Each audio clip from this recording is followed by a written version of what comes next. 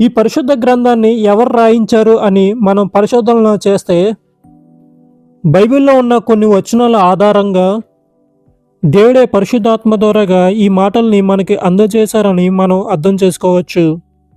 ఈ స్లైడ్లో చూడండి, వాక్యాలు మేము అందించాము. ఈ వాక్యాన్ని అన్నిటిని పరిశోధన చేస్తే దేవుడే తన ఆత్మ ద్వారాగా రాయించారని స్పష్టంగా మనకు అర్థమవుతుంది.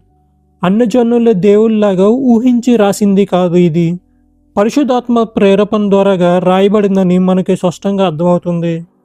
దేవుడు మనుషుల్ని వాడుకున్నాడు తప్ప అసలైన గ్రంథకర్త ప్రేరేపించింది పరిశుద్ధాత్మ ద్వారాగానే రచయితలు రాశారు.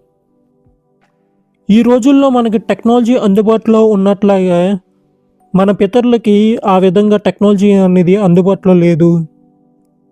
మరి అప్పుడు బైబిల్ ఏ విధంగా రాశారంటే, వారు ఇటువంటి వస్తువుల మీద పరిశుద్ధ గ్రంథాన్ని రాయించి మిగతా తరానికి అందించేవారు.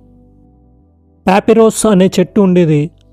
ఆ చెక్కని తీసుకొని పల్చగా చెక్కి సిరాతో కానీ ఇంకుతో కానీ రాసేవారు. లేదా రాతి పలకను తీసుకొని పొదునైన ఆయుధంతో చెక్కేవారు. చర్మపు చుట్టల మీద రాసేవారు. అంటే జంతువుల చర్మాన్ని తీసుకొని వాటిపైన సిరాతో కానీ ఇంకుతో కానీ రాసేవారు.